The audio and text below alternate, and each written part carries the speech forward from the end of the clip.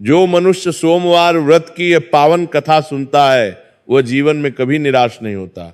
क्या आपने कभी महसूस किया है कि जब सारे रास्ते बंद हो जाएं, जब हर दिशा से अंधेरा घेर ले और जब लगे कि अब कोई आशा नहीं बची है, तब एक विश्वास ही आपको टूटने से बचाता है। वो विश्वास है भोलेनाथ की कृपा का। आज का यह पावन सोमवार केवल एक तिथि नहीं है, ये वह दिन है जब महाकाल स्वयं अपने भक्तों की सुध लेते हैं। शास्त्रों में लिखा है कि सोमवार के दिन सच्ची श्रद्धा से की गई प्रार्थना कभी व्यर्थ नहीं जाती। जब संसार के सभी देवता सो जाते हैं तब भी भोलेनाथ अपने भक्तों की पुकार सुनते हैं। जो व्यक्ति इस दिन महादेव का स्मरण करता है उसके जीवन में दुख का अंधकार चाहे कितना भी गहरा क्यों ना हो, भोलेनाथ का प्रकाश उसे रास्ता दिखाई देता है। ये कथा केवल एक कहानी नहीं है, ये जीवन का वो सत्य है जो हमें सिखाता है कि संकट की घड़ी में भी विश्वास नहीं खोना चाहिए। जब परिस्थितियां विपरीत हों, जब न्याय अन्याय में बदल जाए, जब अपने ही पराये हो जाए, तब भी एक आशा की किरण बाकी रहती है और वो है महादेव की कृपा। आज की कथा एक ऐसे व्यक्ति की है जिसने अपना सब कुछ खो दिया था लेकिन उसने अपनी आस्था नहीं खोई। उसके जीवन में ऐसी विपदाएं आई कि कोई भी टूट जाता लेकिन उसका भोलेनाथ पर विश्वास अटल रहा। तो आइए मन को शांत करें, अपने हृदय में ओम नमः शिवाय का जाप करें और इस पावन सोमवार व्रत की कथा को पूरे विश्वास के साथ सुनना शुरू करें। जैसे गंगा का पवित्र जल सभी पापों को धो देता है, वैसे ही ये कथा आपके जीवन के सभी कष्टों को दूर कर देगी। बहुत समय पहले की बात है, जब धरती पर अभी भी धर्म और सत्य का राज था। हिमालय की तलहटी में जहां बर्फ से ढकी चोटियां आकाश को छूती थीं और देवदार के घने जंगल हवा में अपनी सुगंध बिखेरते थे, वहां नारायणपुर नाम का एक छोटा सा कस्बा बसा हुआ था। ये कस्बा प्रकृति की गोद में बसा था, मानो किसी कलाकार ने अपनी तूलिका से इसे सजाया हो। कस्बा चारों ओर से घने जंगलों से घिरा हुआ था। पूरब की ओर साल और सागौन के पेड़ मीलों तक फैले हुए थे। पश्चिम में बांस के झुरमुट थे जो हवा के झोंकों से सरसराते रहते थे। उत्तर में हिमालय की पहाड़ियां थीं जिनकी चोटियों पर साल भर बर्फ जमी रहती थी और दक्षिण में एक विशाल मैदान था जहां गेहूं और जौ की सुनहरी फसलें लहलाती थीं। पहाड़ों से निकलने वाली ठंडी हवाएं कस्बे में दिन भर बहती रहती थी। सुबह की हवा इतनी शीतल और मधुर होती थी कि लोग अपने घरों से बाहर निकलकर गहरी सांस लेते और प्रकृति को धन्यवाद देते। शाम को जब सूरज ढलता तो आकाश लाल, नारंगी और बैंगनी रंगों में रंग जाता। पक्षियों की चहचहाहट, झरनों की कलकल और मंदिरों की घंटियों की आवाज, ये सब मिलकर एक दिव्य संगीत की रचना करते थे। कस्बे के बीचों बीच एक ऊंची पहाड़ी पर एक प्राचीन शिव मंदिर था जिसे देवानंद मंदिर कहा जाता था। ये मंदिर कितना पुराना था इसका किसी को ठीक, कुछ बुजुर्ग कहते थे कि यह मंदिर द्वापर युग से भी पहले का है। कुछ का मानना था कि स्वयं भगवान शंकर ने यहाँ तपस्या की थी और उनकी तपस्या से यह शिवलिंग प्रकट हुआ था। मंदिर का निर्माण काले पत्थरों से हुआ था जो समय के साथ और भी चमकदार हो गए थे। मंदिर का शिखर इतना ऊंचा था कि दूर से देखने पर लगता था मानो वह आकाश को छू रहा हो। शिखर पर सुनहरे रंग का कलश था जो सूर्य की किरणों में जगमगाता रहता था। मंदिर के चारों ओर 108 सीढ़ियां थीं। प्रत्येक सीढ़ी पर भगवान शिव के एक नाम की नक्काशी थी। जो भक्त इन सीढ़ियों पर चढ़ता वह प्रत्येक नाम का जाप करता हुआ ऊपर जाता। मंदिर के गर्भगृह में एक विशाल शिवलिंग था। यह शिवलिंग काले संगमरमर का बना हुआ था और इसकी ऊंचाई लगभग 6 फीट थी। शिवलिंग पर निरंतर जल की धारा बहती रहती थी जो पहाड़ों से आने वाली एक प्राकृतिक जलधारा से जुड़ी हुई थी। कहा जाता था कि ये जल गंगा जितना ही पवित्र है। शिवलिंग के आसपास भगवान शिव के परिवार, माता पार्वती, भगवान गणेश और भगवान कार्तिकेय की सुंदर मूर्तियां थीं। मंदिर के बारे में कई मान्यताएं थीं। सबसे प्रसिद्ध मान्यता यह थी कि यहाँ जो भी सच्चे मन से मांगता है उसकी मुराद पूरी हो जाती है। लोग कहते थे कि जो निःसंतान दंपत्ति यहाँ आकर प्रार्थना करते हैं उन्हें संतान की प्राप्ति होती है। जो बीमार यहाँ आते हैं वे स्वस्थ होकर लौटते हैं। जो गरीब यहाँ आते हैं उनके घर में धन धान्य आता है। हर सोमवार को मंदिर में विशेष पूजा होती थी। सुबह 4 बजे से भक्तों की भीड़ लगनी शुरू हो जाती थी। पुजारी पंडित रामकृष्ण जो एक बहुत ही विद्वान और धर्मपरायण ब्राह्मण थे, सुबह 3 बजे उठकर स्नान करते और फिर मंदिर खोलने आते। वे रुद्राभिषेक करते, वेद मंत्रों का पाठ करते और फिर भक्तों को शिवलिंग के दर्शन करवाते। नारायणपुर में विक्रम नाम का एक युवा व्यापारी रहता था। विक्रम की उम्र 30 साल के करीब थी। उसका कद लंबा, शरीर मजबूत और चेहरा तेजस्वी था। उसकी आंखों में एक विशेष चमक थी, वह चमक जो ईमानदार और सच्चे लोगों की आंखों में होती है। उसके काले घने बाल और सुंदर मुस्कान उसे और भी आकर्षक बनाते थे।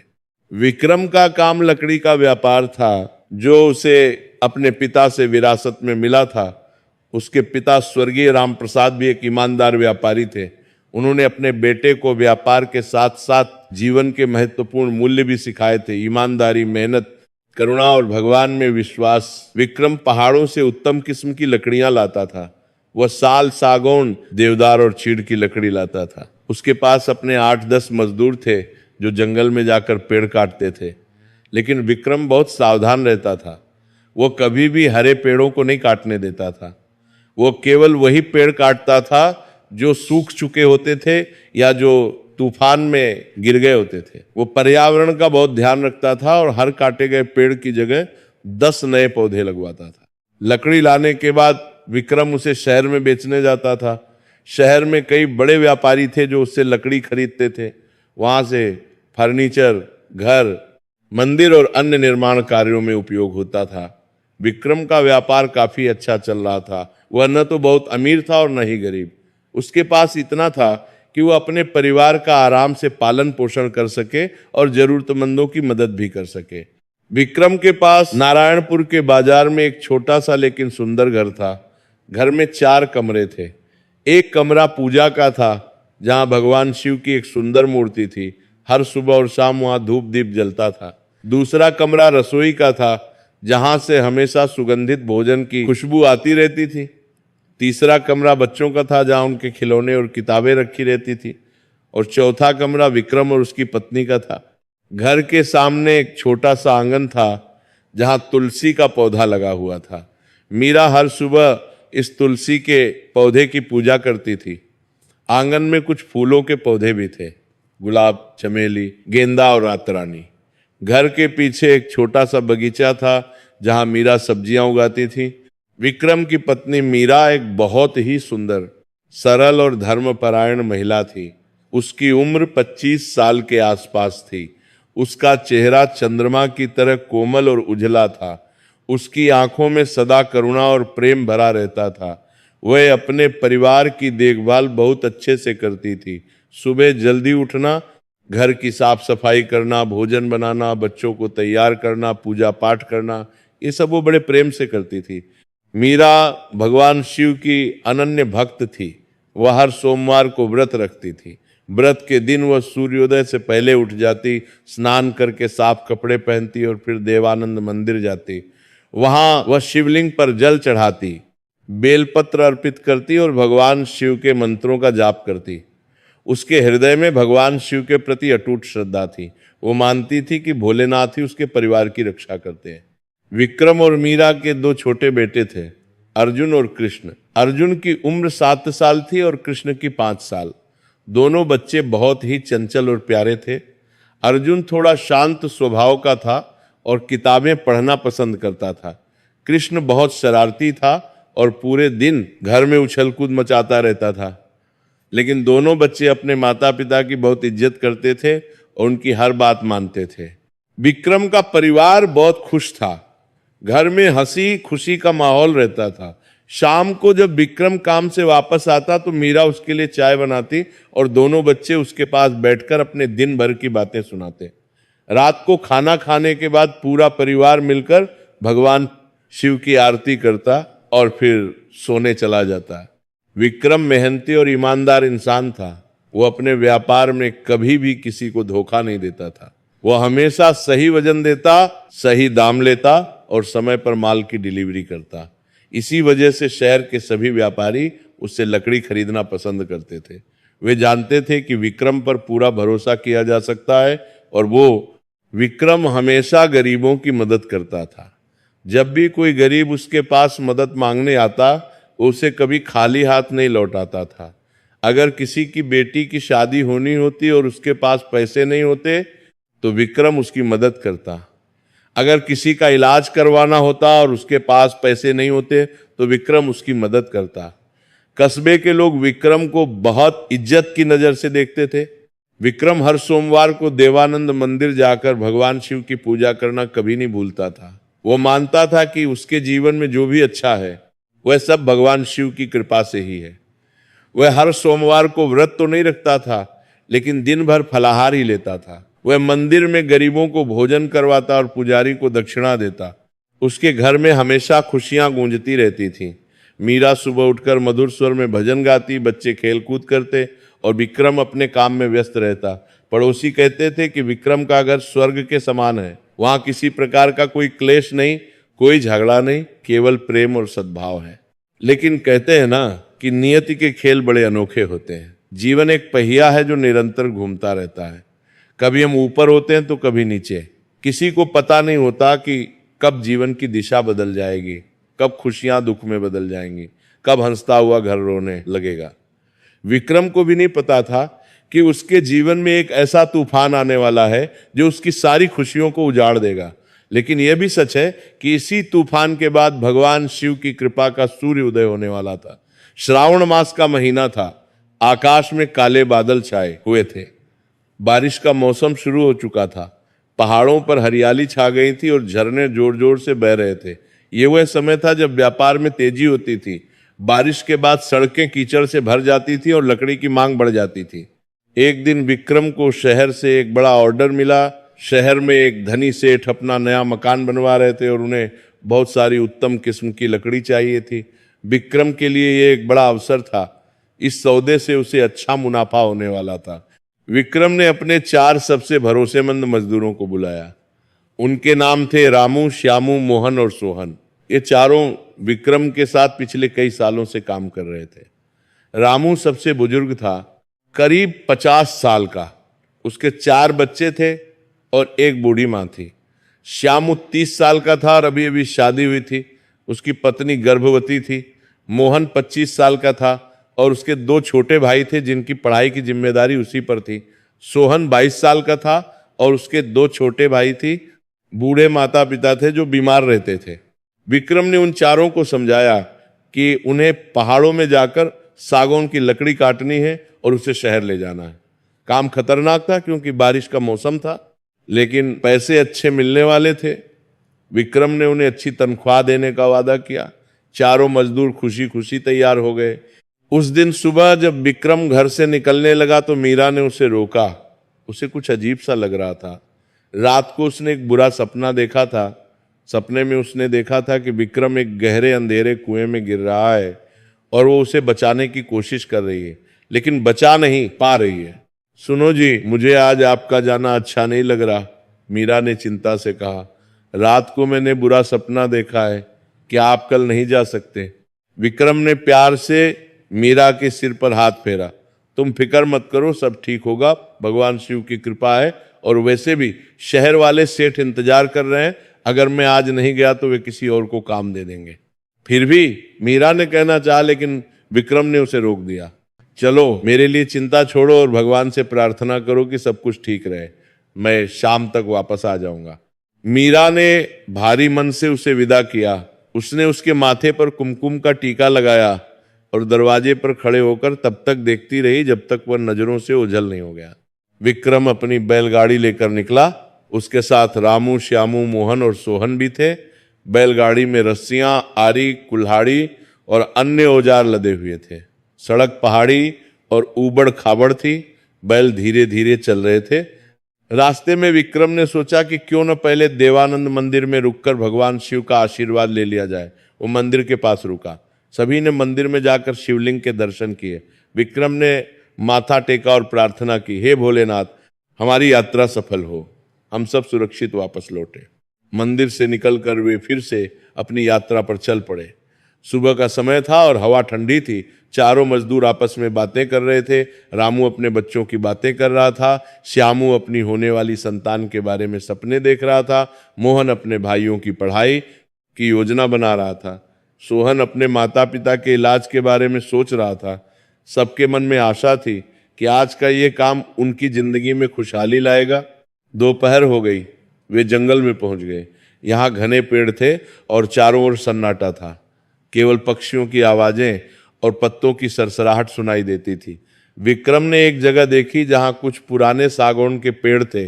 ये पेड़ सूख चुके थे और काटे जा सकते थे।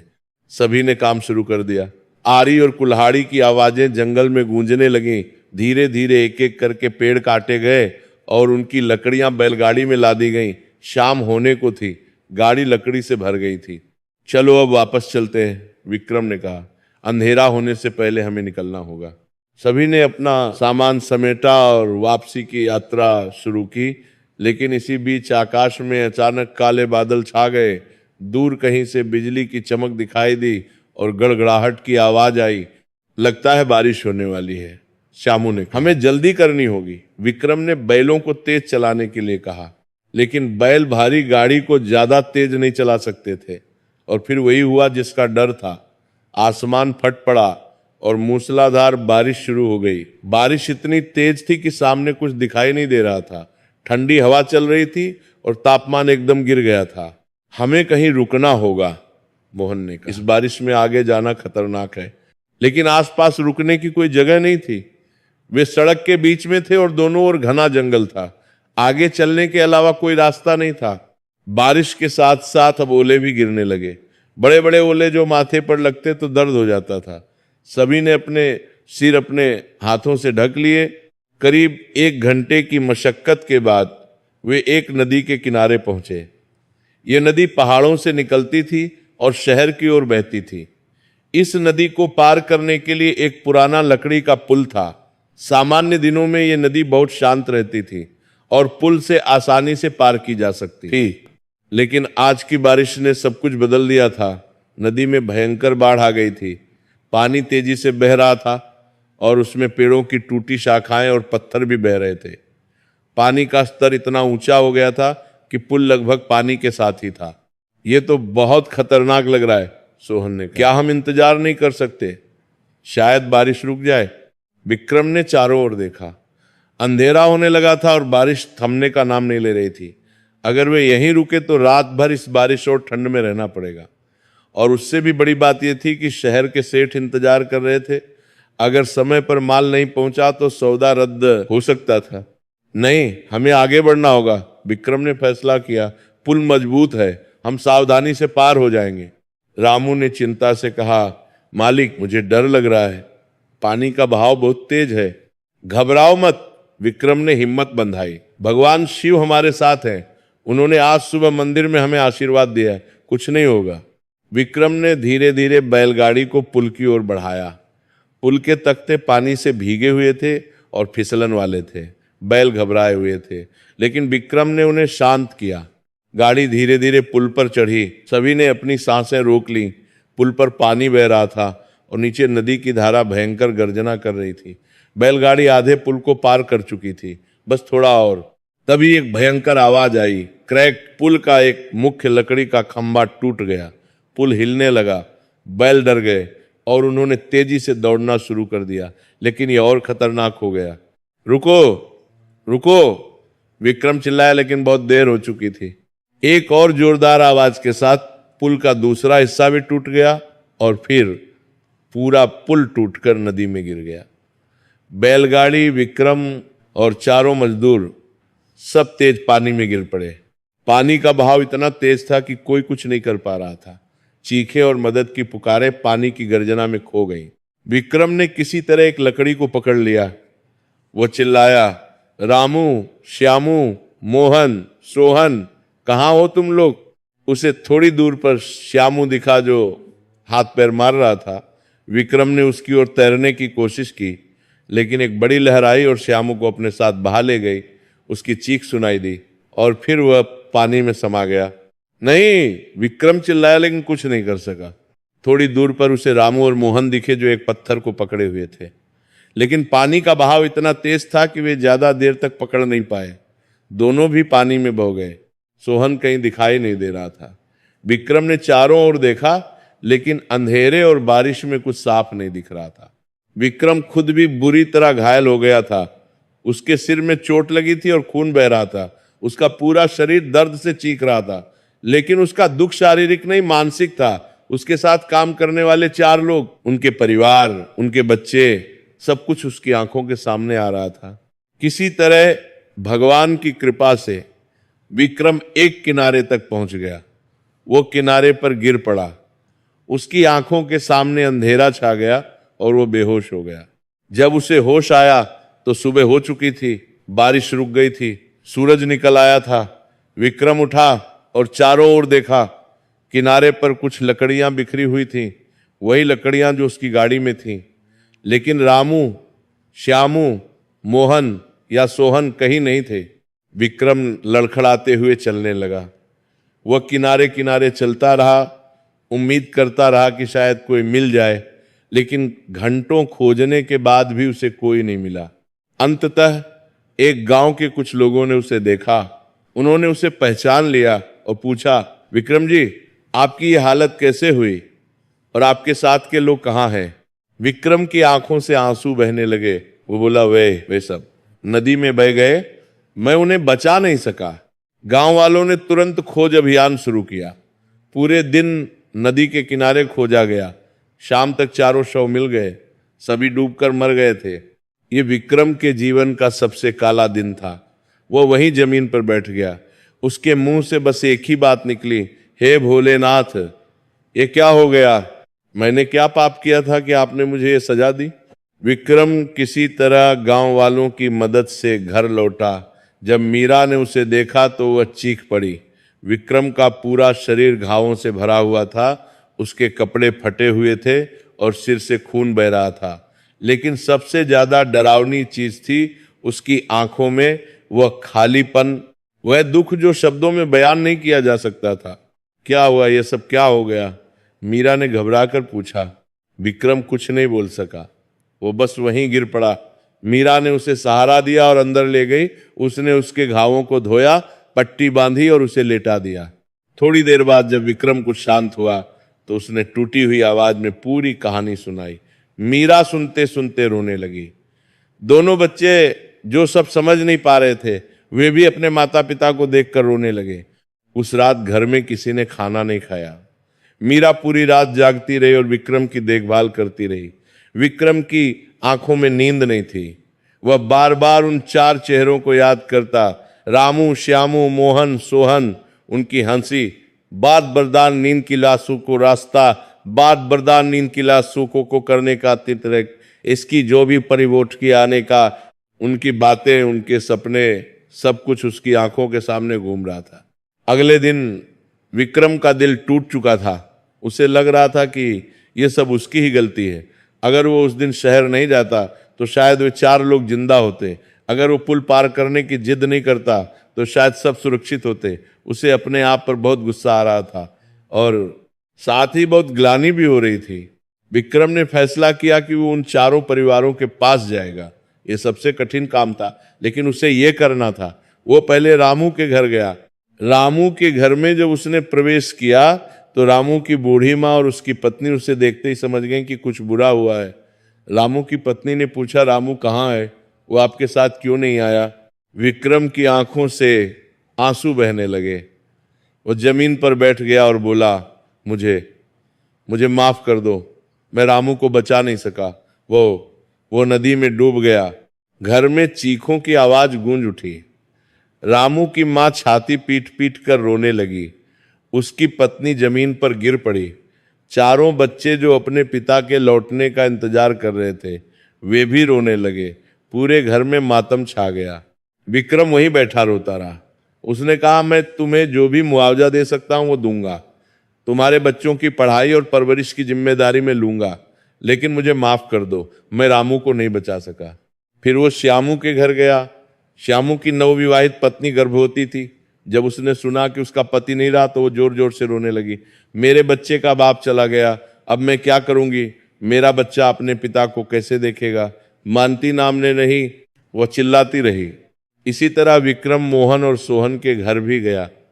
हर जगह वही दृश्य था, रोना धोना, चीख पुकार और असहनीय दुख। मोहन के दोनों छोटे भाई जो अपने बड़े भाई पर निर्भर थे, वे अब अनाथ हो गए थे। सोहन के बूढ़े माता पिता जो अपने इकलौते बेटे पर निर्भर थे, उन्हें लगा कि अब उनका सहारा ही चला गया। विक्रम ने अपनी बची हुई सारी संपत्ति बेच दी। उसने जो भी पैसे जुटाए वो सब उन चारों परिवारों में बांट दिए। उसने हर परिवार को 5-5 हजार रुपये दिए, जो उस जमाने में बहुत बड़ी रकम थी। उसने वादा किया कि वो उन बच्चों की पढ़ाई का खर्च उठाएगा और जरूरत पड़ने पर आगे भी मदद करेगा। इस सब के बाद विक्रम के घर में कुछ भी नहीं बचा। जो पैसे उसने व्यापार के लिए बचाए थे वो सब खर्च हो गए। उसकी लकड़ी का सारा माल नदी में बह गया था। उसकी बैलगाड़ी, उसके बैल, सब कुछ चला गया था। अब उसके पास सिर्फ उसका घर बचा था और कुछ नहीं। लेकिन विक्रम का दुर्भाग्य यही खत्म नहीं हुआ। भाग्य ने मानो उसे और भी कठोर परीक्षा देने का फैसला कर लिया था। उन मजदूरों का एक दूर का रिश्तेदार था जो कस्बे का एक प्रभावशाली साहूकार था। उसका नाम दुर्जन सिंह था। दुर्जन सिंह एक बहुत ही क्रूर, लालची और चालाक इंसान था। उसके पास बहुत पैसा था और कस्बे में उसकी अच्छी पैठ थी। पुलिस से लेकर अदालत तक सबको वह रिश्वत देता था। दुर्जन सिंह की श्यामू से दूर की रिश्तेदारी थी, लेकिन सच तो यह था कि उसे श्यामू से कोई लगाव नहीं था। श्यामू जीवित था तब भी दुर्जन सिंह ने कभी उसकी मदद नहीं की थी। लेकिन अब जब श्यामू मर गया तो दुर्जन सिंह को एक अवसर दिखाई दिया। दुर्जन सिंह की नजर लंबे समय से विक्रम की संपत्ति पर थी। विक्रम के पास एक अच्छा घर था और लकड़ी का व्यापार भी अच्छा चल रहा था। दुर्जन सिंह चाहता था कि किसी तरह वो विक्रम की संपत्ति हड़प ले। दुर्जन सिंह ने एक शैतानी योजना बनाई। उसने सोचा कि क्यों न इस दुर्घटना का फायदा उठाया जाए। उसने विक्रम पर इल्जाम लगाने का फैसला किया कि विक्रम ने जानबूझकर उन लोगों को मौत के मुंह में धकेला है। दुर्जन सिंह ने अपने कुछ साथियों को इकट्ठा किया। उसने कहा, देखो, विक्रम को सबक सिखाने का समय आ गया है। वो इतना ईमानदार बनता है, इतना धार्मिक बनता है, लेकिन देखो क्या किया उसने। 4 लोगों को मार डाला। हमें उसके खिलाफ केस दर्ज करवाना चाहिए। उसके साथियों ने कहा, लेकिन ये तो दुर्घटना थी, विक्रम ने जानबूझकर कुछ नहीं किया। दुर्जन सिंह ने मुस्कुराते हुए कहा, ये तो हम जानते हैं, लेकिन अदालत को क्या पता, हम झूठे गवाह खड़े कर देंगे। हम कहेंगे कि विक्रम ने उन्हें जबरदस्ती पुल पार करने को कहा जबकि वे मना कर रहे थे। हम कहेंगे कि विक्रम ने उनकी सुरक्षा का कोई ध्यान नहीं रखा। हम कहेंगे कि विक्रम लालची है और वह सिर्फ अपने फायदे के लिए उन्हें खतरे में डाल दिया। लेकिन इससे हमें क्या फायदा, एक साथी ने पूछा। दुर्जन सिंह ने अपनी योजना बताई। जब विक्रम जेल जाएगा तो उसकी संपत्ति बेची जाएगी। मैं मुआवजे के नाम पर उसकी सारी संपत्ति हड़प लूंगा। उसका घर, उसका व्यापार, सब कुछ मेरा हो जाएगा और तुम लोगों को भी हिस्सा मिलेगा। ये सुनकर सब लालच में आ गए। दुर्जन सिंह ने अगले ही दिन विक्रम के खिलाफ अदालत में केस दर्ज करवा दिया। उसने आरोप लगाया कि विक्रम ने लापरवाही की वजह से 4 लोगों की जान ली है। उसने कहा कि विक्रम ने खतरनाक मौसम में उन्हें काम करने के लिए मजबूर किया। उसने कहा कि विक्रम ने खतरनाक पुल को पार करने के लिए जबरदस्ती की जबकि मजदूर मना कर रहे थे। दुर्जन सिंह ने झूठे गवाह भी खड़े कर दी। उसने 3 लोगों को पैसे देकर अदालत में झूठी गवाही देने के लिए तैयार कर लिया। ये तीनों लोग भी दुर्जन सिंह की तरह लालची थे और पैसों के लिए कुछ भी करने को तैयार थे। पहले गवाह का नाम कालू था। वह एक शराबी था जिसे हमेशा पैसों की जरूरत रहती थी। दुर्जन सिंह ने उसे 1000 रुपये दिए और कहा कि अदालत में यह कहना कि तुमने उस दिन विक्रम को मजदूरों के साथ बहस करते हुए देखा था। दूसरे गवाह का नाम मनु था। वो एक जुआरी था जो दुर्जन सिंह का कर्जदार था। दुर्जन सिंह ने उसका कर्ज माफ करने की पेशकश की बदले में उसे झूठी गवाही देनी थी। तीसरे गवाह का नाम बलराम था। वो एक गरीब आदमी था जिसके पास अपने बच्चों को खिलाने के लिए पैसे नहीं थे। दुर्जन सिंह ने उसे 500 रुपये दिए और उसके बच्चों के लिए अनाज का वादा किया। दुर्जन सिंह ने रिश्वत देकर न्याय को भी अपने पक्ष में करने की कोशिश की। उसने पुलिस के दरोगा को पैसे दिए ताकि वो विक्रम के खिलाफ रिपोर्ट लिखे। उसने अदालत के क्लर्क को भी पैसे दिए ताकि वो केस को जल्दी सुनवाई के लिए पेश करे।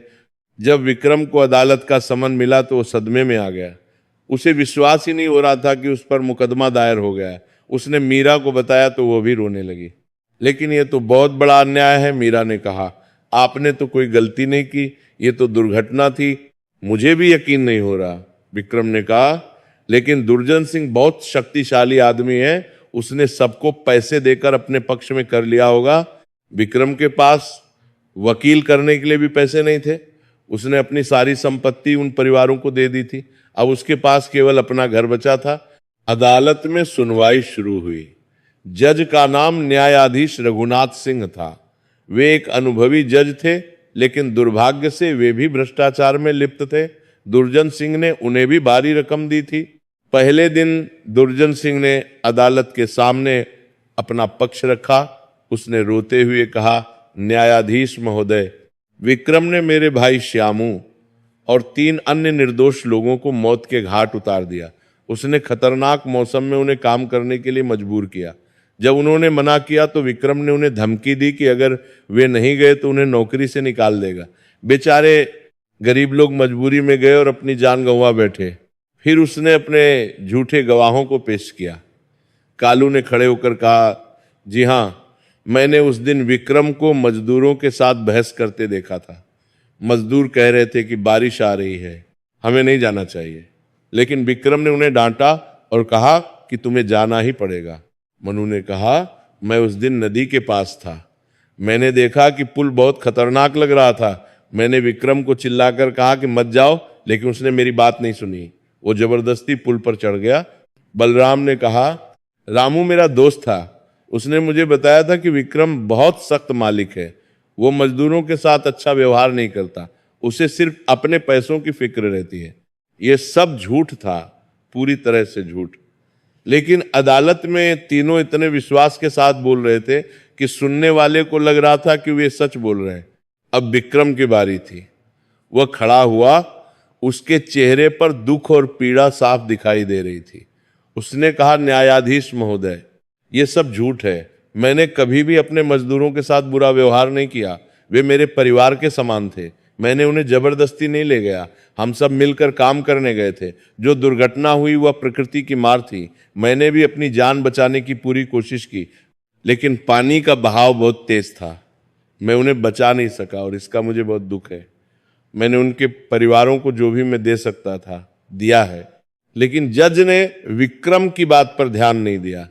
वह दुर्जन सिंह के पक्ष में पहले से ही निर्णय ले चुके थे। क्या आपके पास कोई गवाह है? जज ने पूछा। विक्रम ने कहा, महोदय, उस समय वहां मेरे अलावा कोई नहीं था। जो लोग मेरे साथ थे वे सब मर गए। तो आपके पास कोई सबूत नहीं है? जज ने कहा, सबूत तो यह है कि मैं खुद भी बुरी तरह घायल हुआ था। विक्रम ने अपने घाव दिखाते हुए कहा, अगर मैं वाकई उन्हें मारना चाहता तो क्या मैं खुद भी इतना घायल होता? लेकिन जज ने कहा, यह हो सकता है कि आप दुर्घटना में घायल हो गए हो, इससे यह साबित नहीं होता कि आप निर्दोष हैं। अदालत ने कई दिनों तक सुनवाई की। विक्रम ने बार बार अपनी बात रखने की कोशिश की। उसने कहा कि वह गांव वालों को गवाह के रूप में पेश कर सकता है जो उसके चरित्र के बारे में बोलेंगे। लेकिन जज ने कहा कि चरित्र प्रमाण पत्र से कुछ नहीं होता। उन्हें चाहिए उस दिन की घटना के गवाह। मीरा रोज अदालत में आती थी। वो अपने दोनों बेटों के साथ बैठी रहती और विक्रम को हिम्मत देती, लेकिन अंदर से वो भी टूट रही थी। उसे समझ में आ रहा था कि न्याय नहीं हो रहा, ये सब एक साजिश है। अंततः फैसले का दिन आया। अदालत भरी हुई थी। पूरे कस्बे के लोग आए थे। कुछ लोग विक्रम के समर्थन में थे क्योंकि वे जानते थे कि वह एक अच्छा इंसान है, लेकिन कुछ लोग दुर्जन सिंह के पैसों से खरीदे गए थे। जज ने अपना फैसला सुनाया। इस अदालत ने सभी गवाहों की बात सुनी है। यह साफ है कि विक्रम ने लापरवाही की और 4 लोगों की मौत हुई। अतः यह अदालत विक्रम को दोषी करार देती है। विक्रम को 3 साल की कठोर कारावास की सजा सुनाई जाती है। साथ ही विक्रम को मृतकों के परिवारों को 10-10 हजार रुपये मुआवजा देना होगा। अदालत में सन्नाटा छा गया। फिर अचानक मीरा की चीख गूंजी, नहीं, यह अन्याय है, मेरे पति निर्दोष हैं। लेकिन किसी ने उसकी बात नहीं सुनी। पुलिस वाले विक्रम को पकड़कर ले जाने लगे। विक्रम ने एक बार पीछे मुड़कर अपनी पत्नी और बच्चों को देखा। उसकी आंखों में आंसू थे। मीरा, बच्चों का ध्यान रखना, मैं जल्दी वापस आऊंगा, भगवान शिव पर विश्वास रखना। मीरा दोनों बच्चों को लेकर रोती रही। अर्जुन और कृष्ण अपने पिता को जाते हुए देख रहे थे। छोटे कृष्ण ने पूछा, माँ पिताजी को कहाँ ले जा रहे हैं? बेटा वह कुछ दिनों के लिए जा रहे हैं, मीरा ने रोते हुए कहा। विक्रम को ये विश्वास ही नहीं हो रहा था कि वो जो इतना ईमानदार था, जो हमेशा सही रास्ते पर चला, आज उसे अपराधी कहा जा रहा है, उसे जेल भेजा जा रहा है। क्या यही है भगवान का न्याय? उसने मन ही मन सोचा। विक्रम को नारायणपुर के बाहर स्थित जिला जेल में भेज दिया गया। ये जेल बहुत पुरानी थी और बहुत ही भयानक जगह थी। जेल की दीवारें मोटी और ऊंची थीं, चारों ओर कांटेदार तारें लगी हुई थीं। जेल के अंदर अंधेरी कोठरियां थीं जहां कैदियों को रखा जाता था। विक्रम को एक छोटी सी कोठरी में बंद कर दिया गया। कोठरी में बस एक छोटी सी खिड़की थी जहां से थोड़ी सी रोशनी आती थी। जमीन गंदी और नम थी। कोने में एक टूटा हुआ बर्तन पानी पीने के लिए रखा था। जेल में विक्रम को बहुत यातनाएं दी गईं। जेल के दरोगा बहुत क्रूर था। उसका नाम केहर सिंह था। वह कैदियों के साथ बहुत बुरा व्यवहार करता था। सुबह 4 बजे उठाना, पूरे दिन कड़ी मेहनत करवाना और रात को देर से सोने देना, ये उसका रोज का नियम था। खाने को रूखी सूखी रोटी और पीने को गंदा पानी। कभी कभी तो खाना इतना खराब होता था कि उसे खाया भी नहीं जा सकता था। लेकिन विक्रम का सबसे बड़ा दुख ये था कि उसकी पत्नी और बच्चों का क्या होगा, वे कैसे जिंदा रहेंगे। हर रात विक्रम अपनी कोठरी में लेटा रहता और अपने परिवार के बारे में सोचता रहता। मीरा को बच्चों को कैसे पाल रही होगी, क्या उनके पास खाने के लिए कुछ है? अर्जुन और कृष्ण अपने पिता की कमी महसूस कर रहे होंगे। ये सब सोच सोचकर उसकी आंखों से आंसू बहने लगते हैं। इधर मीरा का हाल और भी बुरा था। अदालत के फैसले के बाद दुर्जन सिंह ने तुरंत अपनी चाल चली। उसने अदालत से आदेश लिया कि विक्रम की संपत्ति बेची जाए ताकि मुआवजे की राशि दी जा सके। दुर्जन सिंह ने ही नीलामी में सबसे अधिक बोली लगाई और विक्रम का घर खरीद लिया। मीरा और उसके बच्चों को घर से बाहर निकाल दिया गया। मीरा ने बहुत विनती की, कृपया हमें कुछ दिन का समय दे दो, मैं कहीं और जगह ढूंढ लूंगी। लेकिन दुर्जन सिंह के आदमियों ने कोई दया नहीं की। तुम्हारे पास 2 दिन है, अपना सामान लेकर यहां से चली जाओ। मीरा पूरी तरह से टूट चुकी थी। उसके पास खाने के लिए कुछ नहीं था। उसने अपने गहने बेच दिए थे ताकि कुछ दिनों का खर्च चल सके, लेकिन अब वे पैसे भी खत्म होने वाले थे। उसने सोचा कि वे काम की तलाश करेगी। वह दिन भर काम की तलाश में भटकती रहती थी। उसने कई घरों में जाकर पूछा कि क्या उन्हें नौकरानी की जरूरत है, लेकिन जैसे ही लोगों को पता चलता कि वह विक्रम की पत्नी है, वे उसे दुत्कार देते। हमें अपराधी के परिवार वाले नहीं चाहिए। एक महिला ने कहा, तुम्हारे पति ने 4 लोगों को मार डाला, हम तुम्हें अपने घर में नहीं रख सकते। दूसरी महिला ने कहा, मीरा रोते रोते घर लौटती। उसके दोनों बेटे भूख से बिलखते रहते थे। छोटा कृष्ण रोते हुए कहता, माँ मुझे भूख लगी है, मुझे खाना दो। मीरा के पास खाना नहीं था। वो किसी तरह थोड़ा सा सूखा आटा लाई थी। उसने उसकी रोटियां बनाई और बच्चों को खिलाई। खुद उसने कुछ नहीं खाया। 2 दिन बाद उन्हें घर से निकलना पड़ा। मीरा ने अपना थोड़ा सा सामान एक पोटली में बांधा और दोनों बच्चों का हाथ पकड़कर घर से निकल गई। वह नहीं जानती थी कि कहाँ जाएगी। रात हो रही थी और सड़कों पर अंधेरा छा रहा था। वह भटकते भटकते देवानंद मंदिर तक पहुंची। मंदिर बंद हो चुका था, लेकिन मंदिर के बाहर एक चबूतरा था। मीरा ने सोचा कि आज रात यहीं बिता देंगे, कल सोचेंगे कि क्या करना है। मीरा ने चबूतरे पर अपनी साड़ी बिछाई और दोनों बच्चों को लिटा दिया। दोनों बच्चे थके हुए थे और जल्दी सो गए। मीरा पूरी रात जागती रही। उसे नींद नहीं आ रही थी। उसके मन में हजारों सवाल थे। भगवान ने उनके साथ ऐसा क्यों किया? विक्रम ने तो कभी किसी का बुरा नहीं किया, फिर क्यों उन्हें इतनी बड़ी सजा मिली? लेकिन फिर उसे विक्रम के आखिरी शब्द याद आए, भगवान शिव पर विश्वास रखना। मीरा ने शिवलिंग की ओर देखा। रात के अंधेरे में मंदिर का शिखर चांदनी में चमक रहा था। उसने हाथ जोड़े और प्रार्थना की, हे भोलेनाथ, मैं नहीं जानती कि आपने हमारी परीक्षा क्यों ली, लेकिन मैं आप पर विश्वास करती हूँ। मुझे पता है कि आप हमारी रक्षा करेंगे। मेरे बच्चों को बचा लीजिए, मेरे पति को वापस ला दीजिए। हम आपके भक्त हैं, हमारी सुन लीजिए। मीरा की आंखों से आंसू बहने लगे।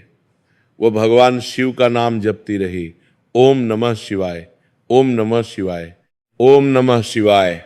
अगली सुबह मीरा सूर्योदय से पहले उठ गई। उसने मंदिर के पास के कुएं से पानी लाया और खुद को और बच्चों को साफ किया। फिर उसने मंदिर के दरवाजे पर बैठकर इंतजार करने लगी कि कब मंदिर खुलेगा। जब पंडित रामकृष्ण मंदिर खोलने आए तो उन्होंने मीरा को देखा। वे उसे पहचानते थे। मीरा बेटी, तुम यहां क्या कर रही हो? उन्होंने पूछा। मीरा ने सारी कहानी सुनाई।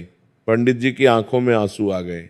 ये बहुत बड़ा अन्याय हुआ है। उन्होंने कहा, विक्रम बहुत अच्छा इंसान है, वह निर्दोष है, लेकिन दुर्जन सिंह बहुत शक्तिशाली है, उसने सबको खरीद लिया। पंडित जी ने मीरा को मंदिर में आने दिया। उन्होंने कहा, तुम यहां रह सकती हो, मंदिर में एक छोटा सा कमरा है, वहां तुम और तुम्हारे बच्चे रह सकते हो। मीरा ने हाथ जोड़कर धन्यवाद दिया। पंडित जी ने उन्हें प्रसाद भी दिया जो बच्चों ने बहुत भूख से खाया। कुछ दिन मीरा मंदिर में ही रही, लेकिन वो जानती थी कि उसे कुछ काम करना होगा। वह पूरी जिंदगी मंदिर में नहीं रह सकती, उसे अपने बच्चों का पेट भरना है। एक दिन मीरा अपने बच्चों को लेकर शहर के बाजार में गई। वहां अमीर लोग खरीदारी करने आते थे। मीरा ने सोचा कि शायद किसी को नौकरानी की जरूरत हो। वो एक कोने में बैठ गई और अपने बच्चों के साथ वहीं इंतजार करने लगी। लोग आते जाते रहे, लेकिन किसी ने उस पर ध्यान नहीं दिया। दोपहर हो गई, बच्चे भूख से रोने लगे। मीरा के पास कुछ भी नहीं था देने के लिए, वो खुद भी 2 दिनों से भूखी थी। तभी एक अमीर महिला की नजर उस पर पड़ी। वो महिला अपनी नौकरानी के साथ बाजार में खरीदारी कर रही थी। उसने मीरा को देखा। एक युवा महिला, साफ सुथरे लेकिन फटे हुए कपड़े, और 2 छोटे बच्चे जो रो रहे थे। महिला का नाम शारदा था। शारदा एक धनी व्यापारी की पत्नी थी। उसके पति का नाम गोपाल था, जो शहर में कपड़े का व्यापार करते थे। शारदा के पास सब कुछ था, बड़ा घर, नौकर चाकर, गहने, कपड़े, लेकिन उसका दिल बहुत साफ था। वो हमेशा गरीबों की मदद करती थी। शारदा मीरा के पास गई। उसने पूछा, बहन तुम कौन हो? तुम्हारे बच्चे क्यों रो रहे हैं? मीरा ने शारदा को देखा। उसकी आंखों में करुणा दिखाई दे रही थी। मीरा ने सोचा कि शायद ये महिला उसकी मदद कर सके। मीरा ने रोते हुए अपनी पूरी कहानी शारदा को सुना दी। उसने बताया कि कैसे उसके पति विक्रम निर्दोष होते हुए भी जेल में है, कैसे दुर्जन सिंह ने साजिश रचकर उनकी सारी संपत्ति हड़प ली, कैसे वह और उसके बच्चे अब बेघर हो गए हैं। शारदा बहुत ध्यान से सुनती रही। उसकी आंखों में आंसू आ गए। उसे मीरा पर बहुत दया आई। बहन, तुम्हारे साथ बहुत बड़ा अन्याय हुआ है, शारदा ने कहा, लेकिन तुम हिम्मत मत हारो, भगवान जरूर तुम्हारी मदद करेंगे। फिर शारदा ने मीरा से कहा, तुम मेरे साथ चलो, मैं तुम्हें अपने घर में काम दे दूंगी, कम से कम तुम्हारे बच्चों का पेट तो भर जाएगा। मीरा को यकीन नहीं हो रहा था। उसने हाथ जोड़कर शारदा का धन्यवाद किया। दीदी, आप बहुत भली हैं, भगवान आपका भला करेंगे। शारदा मीरा और उसके बच्चों को अपने घर ले गई। शारदा का घर बहुत बड़ा और सुंदर था। बाहर एक बड़ा बगीचा था जहां तरह तरह के फूल खिले हुए थे। अंदर कई कमरे थे। सब कुछ बहुत साफ सुथरा और सुंदर था। शारदा ने मीरा को एक छोटा सा कमरा दिया जहां वो अपने बच्चों के साथ रह सकती थी। उसने उन्हें खाना खिलाया और साफ कपड़े दिए। मीरा अगले दिन से काम पर लग गई। वो दिन भर कड़ी मेहनत करती थी। वो घर की साफ सफाई करती, बर्तन धोती, कपड़े धोती, और जो भी काम शारदा उसे देती वो करती। बदले में उसे 2 वक्त का खाना और थोड़ा सा पैसा मिलता था। मीरा संतुष्ट थी, क्योंकि कम से कम उसके बच्चों को खाना तो मिल रहा था। अर्जुन और कृष्ण को शारदा बहुत प्यार करती थी। वो उन्हें खिलौने देती और उनके साथ खेलती भी। शारदा ने देखा कि मीरा बहुत ही ईमानदार और मेहनती है। उसने कभी भी घर की किसी चीज को हाथ नहीं लगाया। जो काम उसे दिया जाता वो पूरी लगन से करती। शारदा का दिल मीरा के लिए और भी नरम हो गया।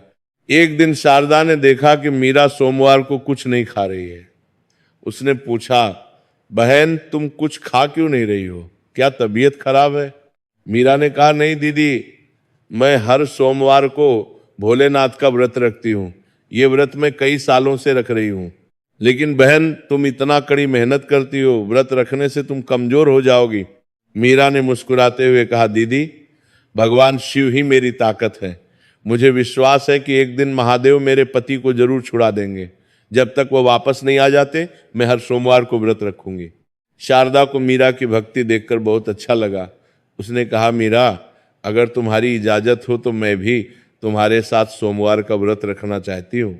मीरा ने खुशी से हाँ कह दिया। दीदी, ये तो बहुत अच्छी बात है। जब दो लोग मिलकर प्रार्थना करते हैं तो भगवान जल्दी सुनते हैं। उस दिन से शारदा और मीरा दोनों मिलकर हर सोमवार को व्रत रखने लगीं। वे दोनों सुबह जल्दी उठती, नहा धोकर साफ कपड़े पहनती और फिर देवानंद मंदिर जाती। वहां वे शिवलिंग पर जल चढ़ाती, बेलपत्र अर्पित करती, धूप दीप जलाती और भगवान शिव के मंत्रों का जाप करती। मंदिर में पंडित रामकृष्ण मीरा को देखकर खुश होते। वे उसे आशीर्वाद देते और कहते, बेटी, तुम्हारी भक्ति देखकर मुझे बहुत खुशी होती है। भगवान शिव जरूर तुम्हारी सुनेंगे। मीरा और शारदा की दोस्ती गहरी होती गई। शारदा अब मीरा को सिर्फ एक नौकरानी की तरह नहीं बल्कि एक बहन की तरह मानने लगी थी। वह मीरा से बातें करती, उसके दुख में उसका साथ देती और उसे हिम्मत बंधाती। समय बीतता गया। विक्रम को जेल में 1 साल हो गया था। उसका शरीर कमजोर हो गया था। कड़ी मेहनत, खराब खाना और मानसिक तनाव ने उसे अंदर से तोड़ दिया था। लेकिन एक चीज थी जो अभी भी मजबूत थी, उसकी आस्था। जेल में रहते हुए विक्रम हर रोज भगवान शिव को याद करता था। वह सुबह उठते ही ओम नमः शिवाय का जाप करता। दिन भर काम करते हुए भी वह मन ही मन भगवान शिव का नाम लेता रहता। रात को सोने से पहले वह प्रार्थना करता, हे भोलेनाथ, मुझे पता नहीं मैंने क्या गलती की है, लेकिन मैं आप पर विश्वास करता हूं, कृपया मेरे परिवार की रक्षा करना। एक दिन विक्रम ने सुना कि जेल के पास ही एक पुराना शिव मंदिर है। ये मंदिर बहुत छोटा था और ज्यादातर लोग इसके बारे में नहीं जानते थे, लेकिन कुछ पुराने कैदी वहां जाते थे। विक्रम ने जेल के दरोगा केहर सिंह से विनती की, दरोगा जी, मैं आपसे एक विनती करना चाहता हूं। मैंने सुना है कि जेल के पास एक शिव मंदिर है। क्या आप मुझे सोमवार के दिन वहां जाने की इजाजत दे सकते हैं? मैं सिर्फ 1 घंटे के लिए जाना चाहता हूं। केहर सिंह एक क्रूर आदमी था। उसने पहले तो मना कर दिया, नहीं, कैदियों को जेल से बाहर नहीं जाने दिया जाता। लेकिन विक्रम ने हार नहीं मानी। वो रोज केहर सिंह से विनती करता रहा। 1 दिन, 2 दिन, 3 दिन, 1 हफ्ता बीत गया। विक्रम रोज विनती करता रहा। आखिरकार केहर सिंह को विक्रम पर दया आ गई। उसने देखा कि विक्रम एक अच्छा कैदी है। वो किसी से झगड़ा नहीं करता, अपना काम ठीक से करता है और किसी को परेशान नहीं करता। ठीक है, केहर सिंह ने कहा, तुम हर सोमवार को मंदिर में 1 घंटे के लिए जा सकते हो, लेकिन तुम्हारे साथ एक सिपाही रहेगा। और अगर तुमने भागने की कोशिश की तो? नहीं दरोगा जी, विक्रम ने हाथ जोड़कर कहा, मैं भागने की कोशिश नहीं करूंगा। मैं बस भगवान शिव के दर्शन करना चाहता हूं। अगले सोमवार को विक्रम पहली बार उस मंदिर गया। मंदिर बहुत छोटा और पुराना था। वहां एक छोटा सा शिवलिंग था। मंदिर की देखभाल करने वाला कोई नहीं था। चारों ओर जंगली घास उगी हुई थी। लेकिन विक्रम के लिए यह मंदिर स्वर्ग के समान था। वो शिवलिंग के सामने बैठ गया। उसने अपने हाथ जोड़े और आंखें बंद कर ली। उसके मुंह से बस एक ही बात निकली, ओम नमः शिवाय, ओम नमः शिवाय, ओम नमः शिवाय। वह घंटों वहीं बैठा रहा। उसे समय का पता ही नहीं चला। सिपाही ने उसे हिलाया, चलो अब वापस चलना होगा। विक्रम ने एक बार फिर शिवलिंग को प्रणाम किया और वापस जेल चला गया। उस दिन से हर सोमवार को विक्रम उस मंदिर में जाता। वह वहां बैठकर भगवान शिव से बातें करता, प्रभु, मैंने क्या गुनाह किया है? मैंने तो हमेशा आपकी पूजा की है, गरीबों की मदद की है, फिर मुझे ये सजा क्यों मिली है? मेरी पत्नी और बच्चे कहाँ होंगे? वे कैसे जी रहे होंगे? कृपया उनकी रक्षा करना। कभी कभी विक्रम की आंखों से आंसू बह निकलते। वह रोते हुए कहता, प्रभु, मुझे नहीं पता कि मेरी गलती क्या थी, लेकिन अगर ये मेरी परीक्षा है तो मैं इसे स्वीकार करता हूं। बस मेरे परिवार की रक्षा करना। लेकिन उसे कोई जवाब नहीं मिलता था। मंदिर में सन्नाटा होता, केवल हवा की सरसराहट सुनाई देती। फिर भी विक्रम का विश्वास डिगा नहीं। वह मानता था कि भगवान शिव उसकी सुन रहे हैं और एक दिन वह जरूर उसे इस मुसीबत से निकालेंगे। जेल में विक्रम की मुलाकात कई तरह के कैदियों से हुई। कुछ सच में अपराधी थे, कुछ उसकी तरह निर्दोष। हर किसी की अपनी कहानी थी। विक्रम सबसे अच्छा व्यवहार करता था, वो किसी से झगड़ा नहीं करता था। कुछ महीने बीत गए। एक दिन विक्रम मंदिर में पूजा कर रहा था, तभी उसने देखा कि मंदिर के बाहर एक बूढ़ा साधु बैठा है। वह साधु बहुत ही दुर्बल लग रहा था। उसके कपड़े फटे हुए थे, बाल उलझे हुए थे और चेहरा सूखा हुआ था। उसकी आंखें गहरी और शांत थीं। विक्रम पूजा खत्म करके उस साधु के पास गया। उसने पूछा, बाबा आप कौन हैं?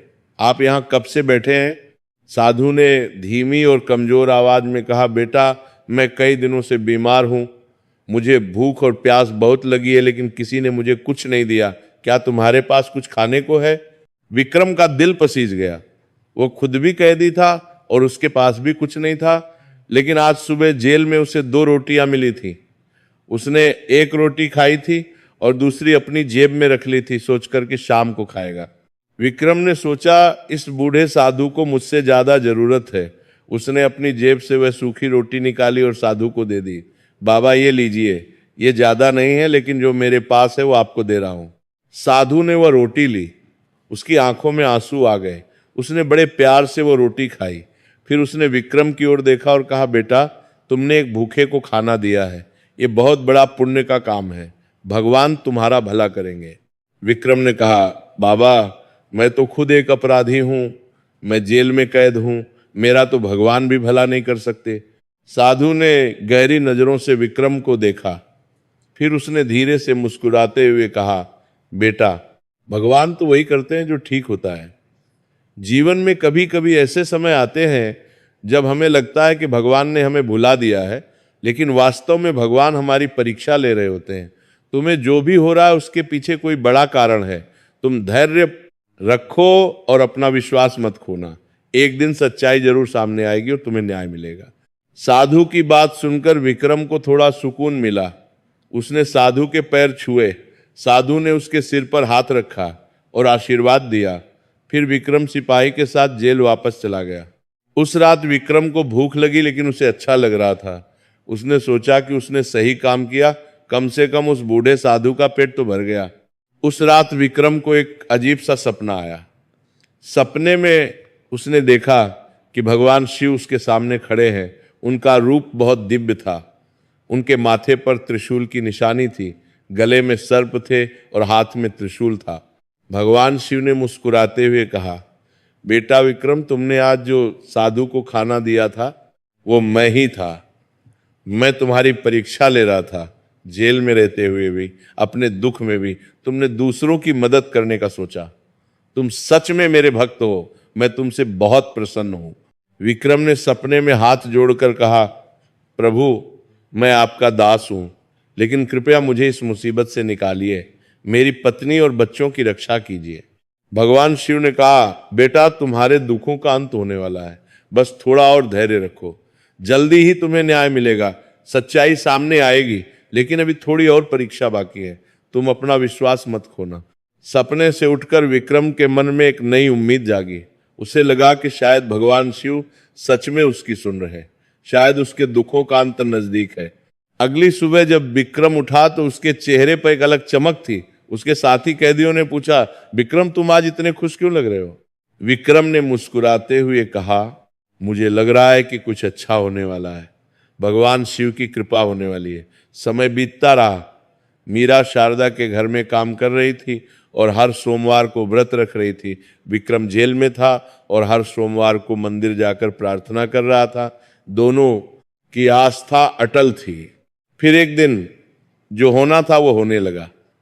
भगवान शिव ने अपनी लीला शुरू की। जेल में एक नया कैदी आया। उसका नाम रतन था।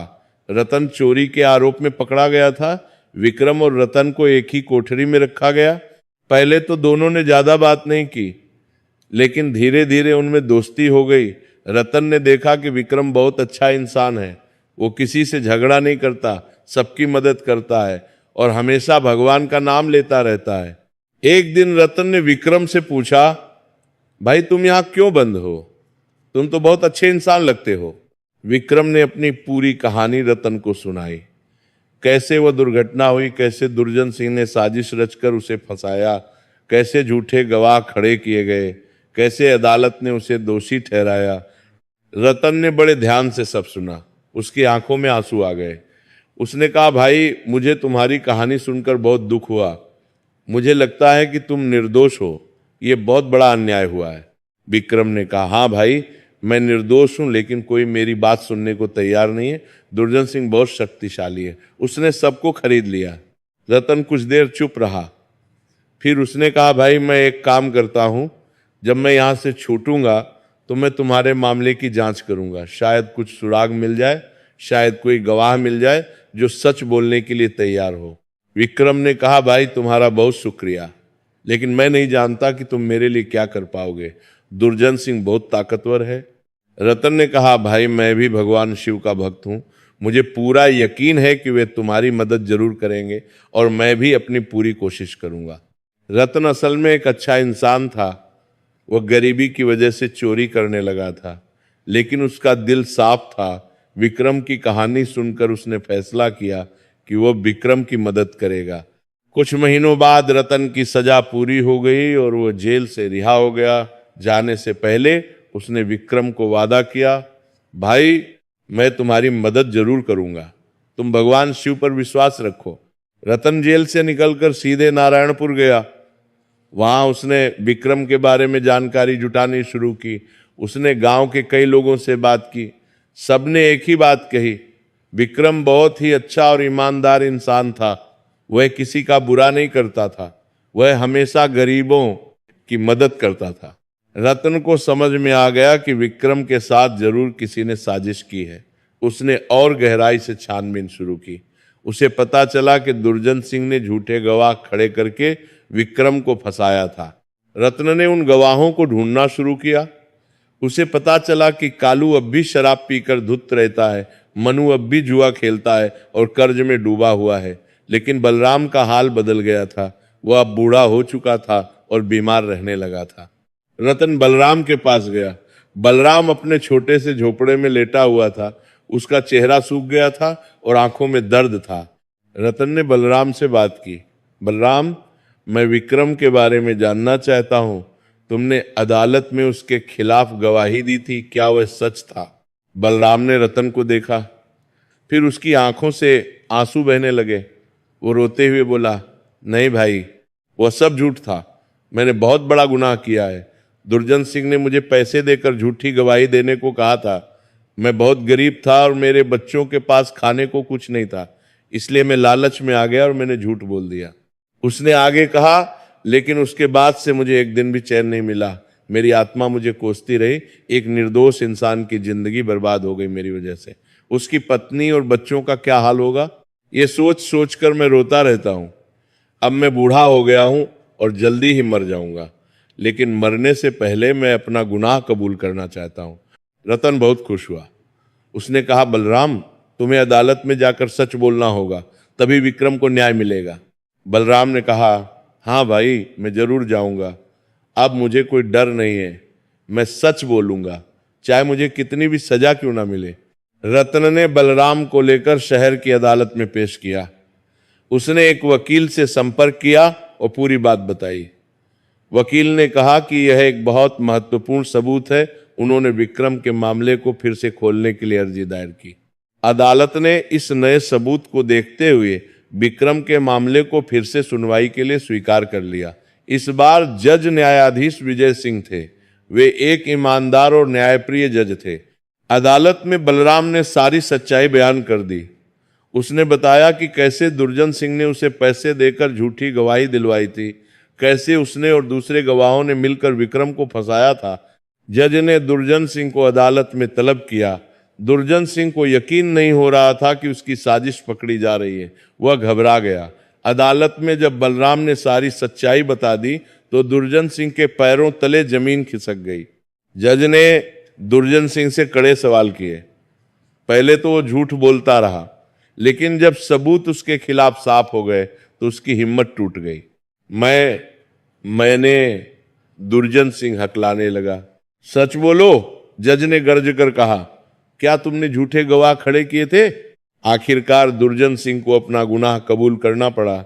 हाँ महोदय, मैंने गलती की है। मैंने विक्रम को फंसाने के लिए झूठे गवाह खड़े किए थे, मुझे उसकी संपत्ति चाहिए थी। पूरी अदालत में हलचल मच गई, लोग चिल्लाने लगे, कुछ लोग दुर्जन सिंह को गालियां देने लगे। जज ने हथौड़ा बजाया और शांति बहाल की।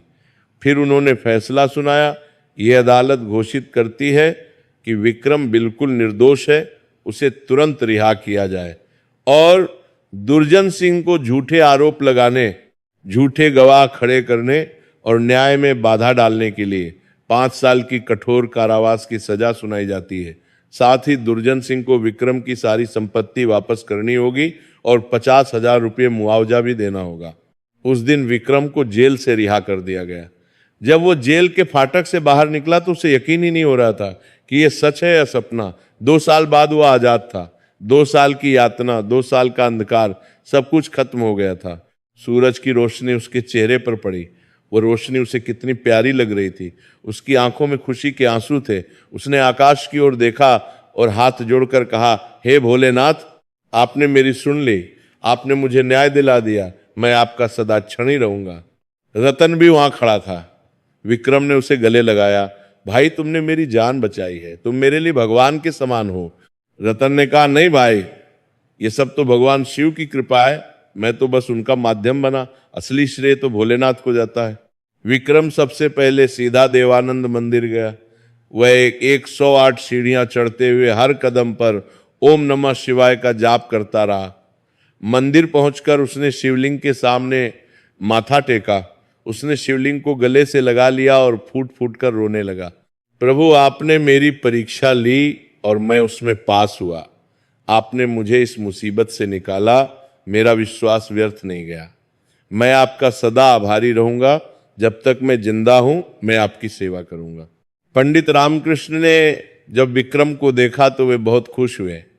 उन्होंने विक्रम को गले लगाया और कहा, बेटा, मुझे पता था कि तुम निर्दोष हो, भगवान शिव ने तुम्हारी रक्षा की है। अब जाओ, अपने परिवार से मिलो, मीरा और बच्चे तुम्हारा इंतजार कर रहे होंगे। विक्रम अब अपने घर की ओर भागा, लेकिन जब वो अपने घर पहुंचा तो देखा कि घर पर ताला लगा हुआ है। पड़ोसियों से पूछने पर पता चला कि दुर्जन सिंह ने घर छीन लिया था और मीरा और बच्चे अब कहीं और रहते हैं। वे शहर में शारदा के घर में रहते हैं, एक पड़ोसी ने बताया। मीरा वहां काम करती है। विक्रम को शारदा का पता मिला और वह तुरंत वहां की ओर चल पड़ा। शारदा का घर शहर के अच्छे इलाके में था। विक्रम ने दरवाजे की घंटी बजाई। अंदर से मीरा ने दरवाजा खोला। जब उसकी नजर विक्रम पर पड़ी तो वो एक पल के लिए ठहर गई। उसे विश्वास नहीं हो रहा था, क्या ये सच है? क्या उसका पति सच में सामने खड़ा है? विक्रम! मीरा चीख पड़ी। वो पागलों की तरह दौड़ी और विक्रम से लिपट कर रोने लगी। दोनों की आंखों से आंसुओं की धारा बह रही थी। 2 साल बाद वे मिल रहे थे। 2 साल का दर्द, 2 साल का इंतजार, सब कुछ इस एक पल में समा गया। तुम वापस आ गए, ये सच है ना?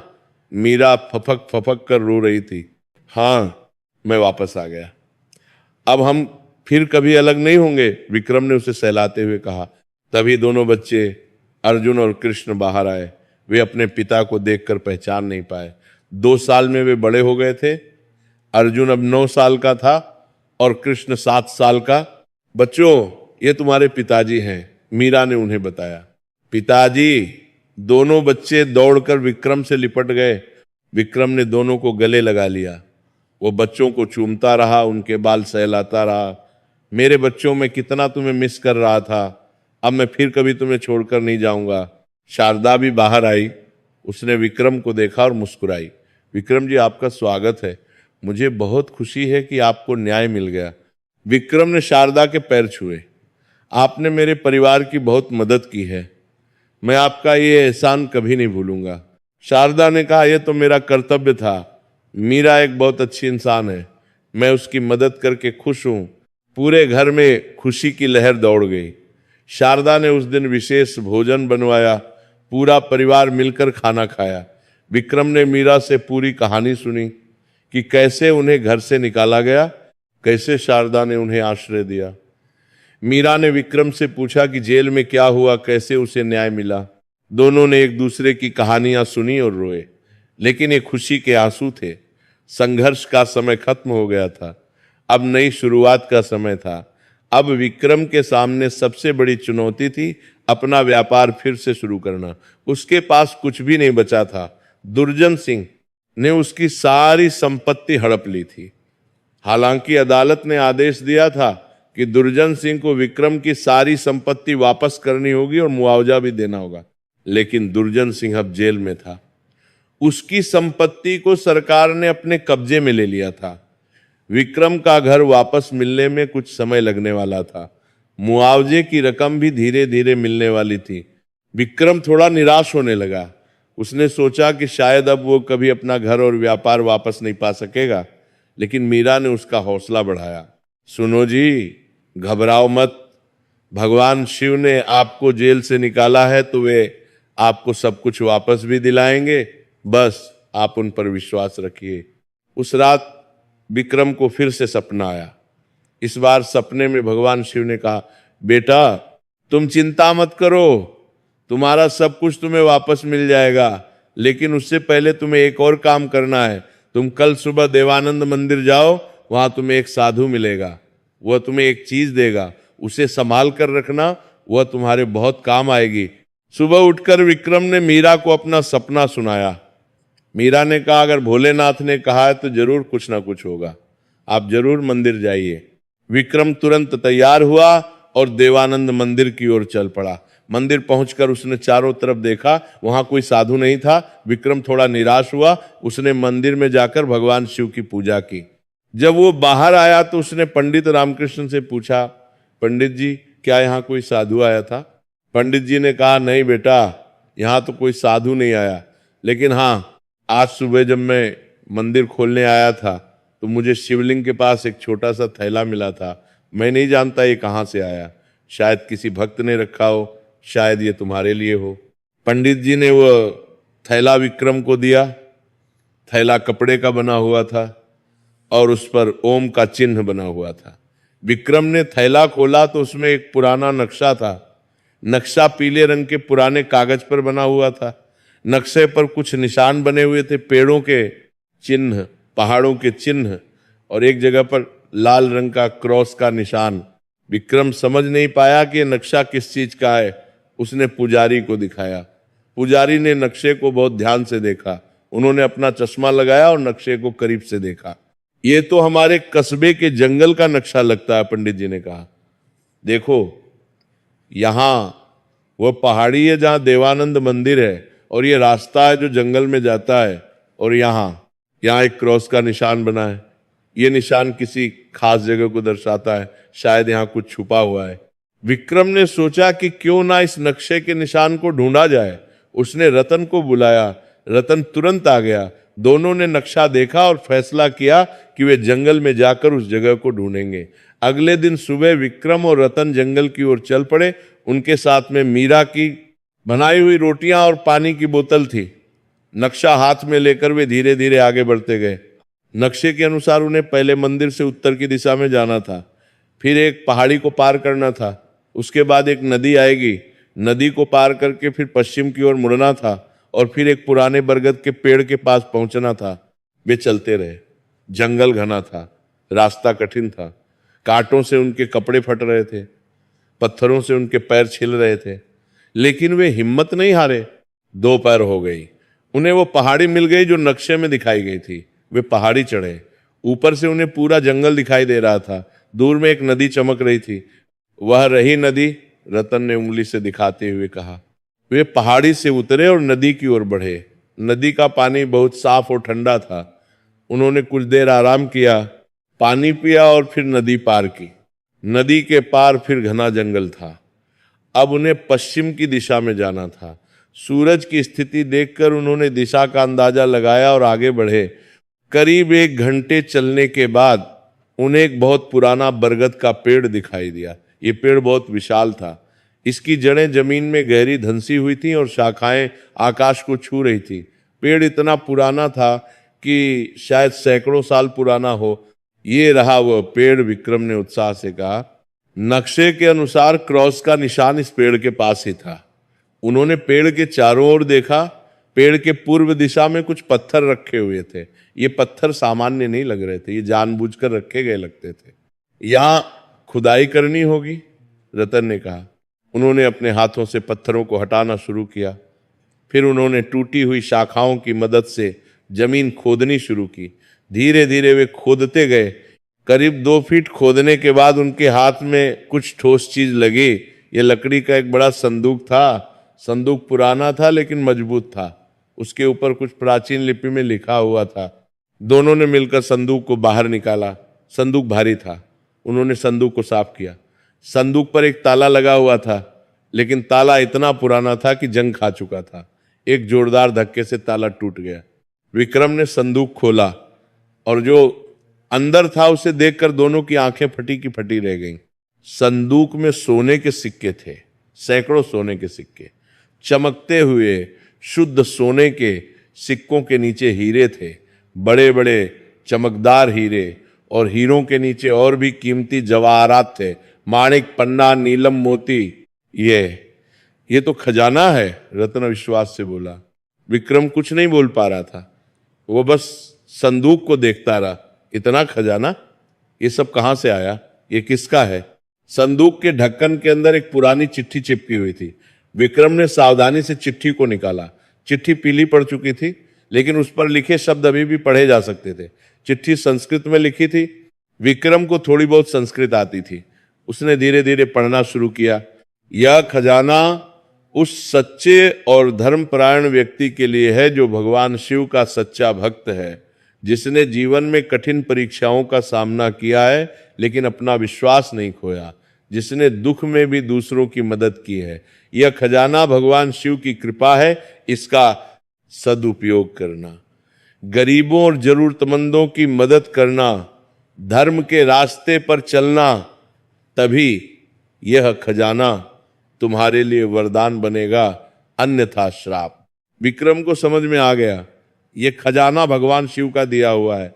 उसने आकाश की ओर देखा और हाथ जोड़कर बोला, प्रभु आपकी कृपा अपार है, आपने मुझ पर इतनी कृपा की। मैं वादा करता हूं कि इस खजाने का सदुपयोग करूंगा, मैं गरीबों की मदद करूंगा, मैं आपके नाम पर अच्छे काम करूंगा।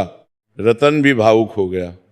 उसने कहा, भाई ये तो सच में भगवान शिव का चमत्कार है। उन्होंने तुम्हारी परीक्षा ली और अब तुम्हें इनाम दिया है।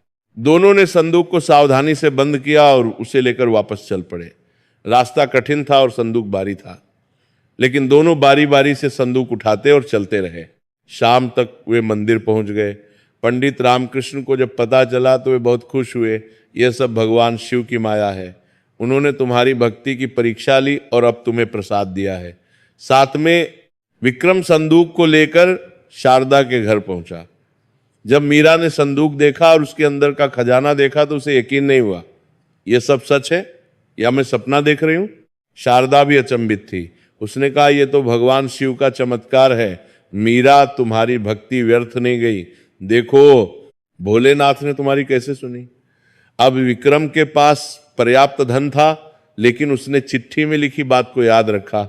उसने सबसे पहले उन 4 मजदूरों के परिवारों को और पैसे दिए ताकि उनका भविष्य सुरक्षित रहे।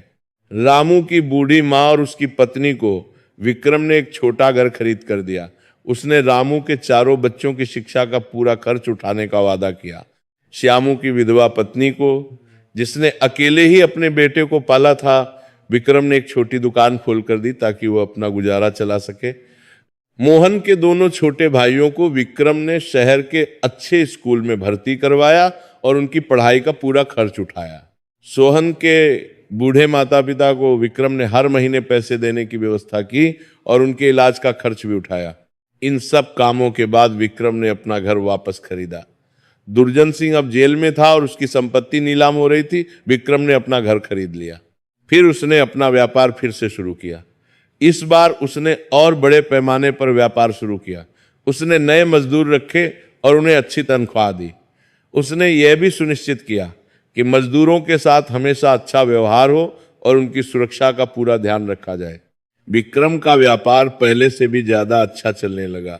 लोग जानते थे कि विक्रम एक ईमानदार व्यापारी है, उसकी लकड़ी की गुणवत्ता बेहतरीन है और वो हमेशा अपने वादे पर खरा उतरता है। शहर के सभी बड़े व्यापारी विक्रम से लकड़ी खरीदने लगे। लेकिन विक्रम ने कभी भी अपनी सफलता का घमंड नहीं किया। वो हमेशा याद रखता था कि ये सब भगवान शिव की कृपा है। विक्रम ने कस्बे में कई सामाजिक काम शुरू किए। उसने सबसे पहले एक बड़ी धर्मशाला बनवाई जहां गरीब यात्री और जरूरतमंद लोग मुफ्त में रुक सकते थे। धर्मशाला में साफ कमरे थे, स्नान की सुविधा थी और मुफ्त भोजन की व्यवस्था थी। फिर उसने एक स्कूल खोला जहां गरीब बच्चे मुफ्त में पढ़ सकते थे। स्कूल में अच्छे शिक्षक रखे गए। बच्चों को किताबें, कॉपियां और गणवेश मुफ्त में दी जाती थीं। दोपहर में बच्चों को मुफ्त भोजन भी मिलता था। विक्रम ने एक औषधालय भी खोला जहां गरीब लोगों का मुफ्त इलाज होता था। वहां एक अच्छे वैद्य को रखा गया जो आयुर्वेदिक दवाइयों से इलाज करते थे। सबसे महत्वपूर्ण काम जो विक्रम ने किया वह था देवानंद मंदिर का जीर्णोद्धार। मंदिर पुराना हो गया था, कई जगह दीवारें टूट गई थीं, शिखर की सोने की परत उतर गई थी। विक्रम ने मंदिर की पूरी मरम्मत करवाई। मंदिर को फिर से रंगवाया गया, टूटी दीवारों को ठीक किया गया, शिखर पर नई सोने की परत चढ़ाई गई। मंदिर के चारों ओर सुंदर बगीचा लगवाया गया। मंदिर में संगमरमर का फर्श बिछवाया गया। विक्रम ने यह भी घोषणा की कि हर सोमवार को मंदिर में भंडारे का आयोजन होगा। जो भी भक्त सोमवार के दिन मंदिर में आएगा उसे मुफ्त भोजन मिलेगा। ये परंपरा शुरू हुई और आज तक चल रही है। कुछ महीनों बाद पुलिस ने दुर्जन सिंह को जेल में डाल दिया था। जेल में दुर्जन सिंह को समय मिला अपने किए पर सोचने का। धीरे धीरे उसे एहसास होने लगा कि उसने कितना बड़ा पाप किया था। एक निर्दोष इंसान को फंसाया, उसके परिवार को बर्बाद किया, उसकी संपत्ति हड़पी। ये सब सोच सोचकर दुर्जन सिंह को अपने आप से नफरत होने लगी। रात को उसे नींद नहीं आती थी। उसे विक्रम का चेहरा दिखाई देता, मीरा के आंसू दिखाई देते, उन बच्चों के रोने की आवाज सुनाई देती। दुर्जन सिंह बदलने लगा।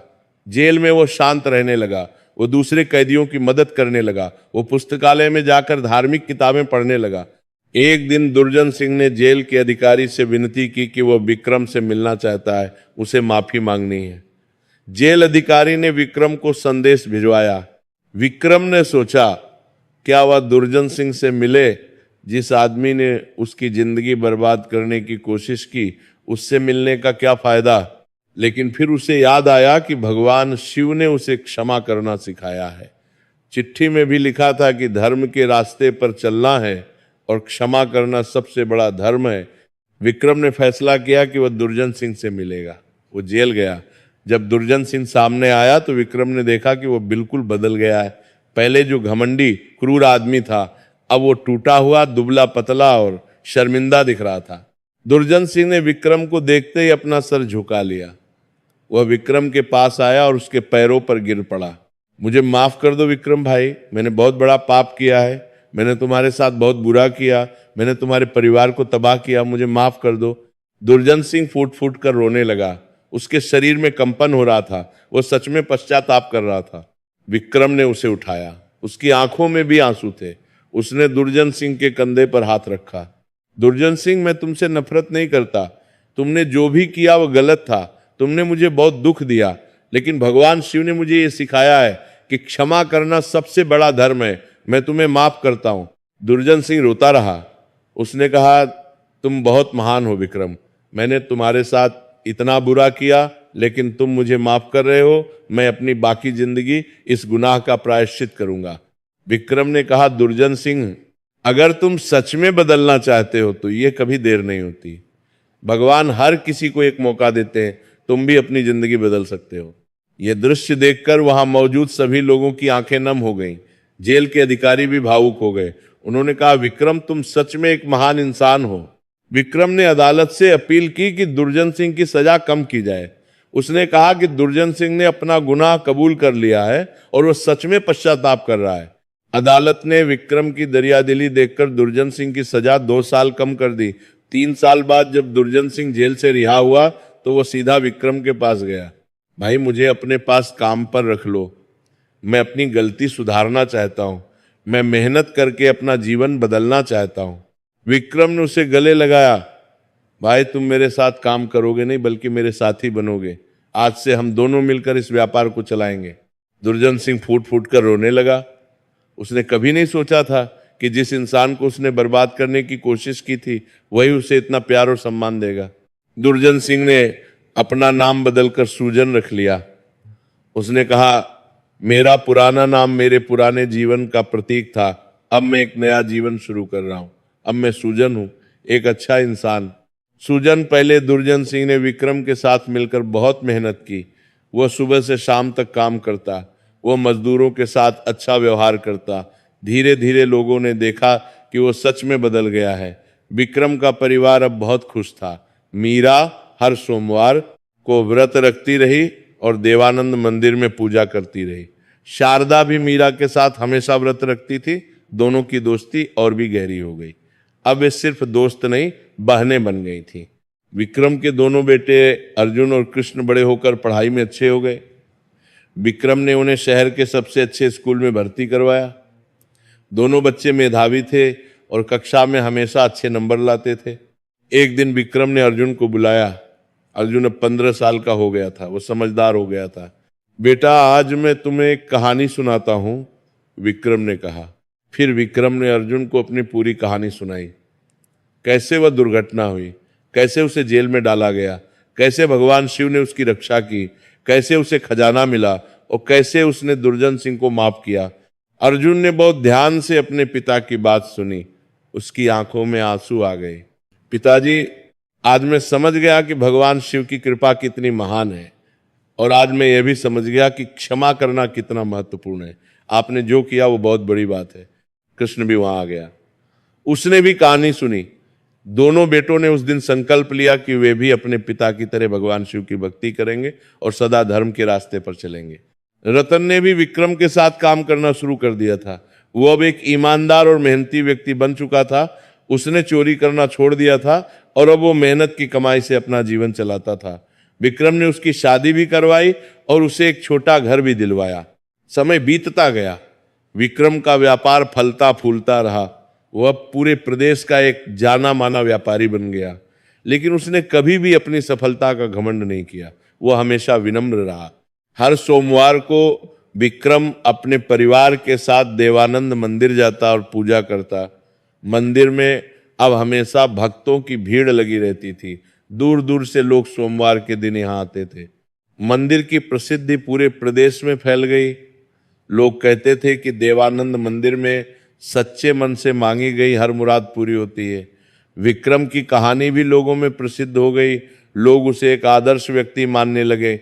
कई साल बीत गए।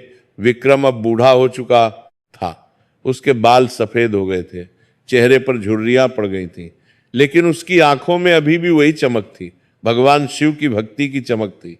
वह अब भी हर सोमवार को मंदिर जाता था। भले ही उसके पैर कमजोर हो गए थे और उसे चलने में कठिनाई होती थी, फिर भी वो कभी नागा नहीं करता था। एक दिन विक्रम बीमार पड़ गया। डॉक्टरों ने कहा कि उनकी उम्र हो गई है और शरीर अब साथ नहीं दे रहा, उन्हें ज्यादा दिन नहीं है।